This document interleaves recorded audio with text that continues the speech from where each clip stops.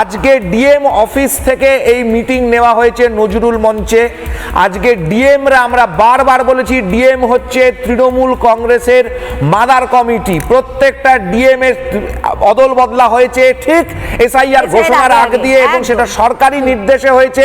এবং আপনি দেখবেন একাধিক জায়গায় ডিএম নতুন হলে পড়াই তৃণমূলের নেতা ছোট বড় মেজো সেজো ফাউ অমুক তৌসুক সব নেতারা চলে যাচ্ছে ফুলের তোড়া নিয়ে ডিএম কে দিতে।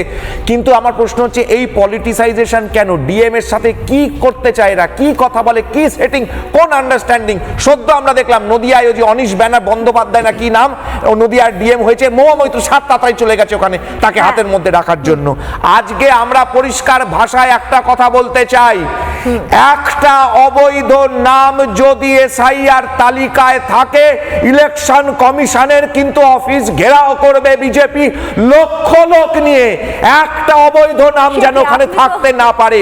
কোন রকম চাপের কাছে নথি স্বীকার করা চলবে না ইলেকশন কমিশনের কাছে।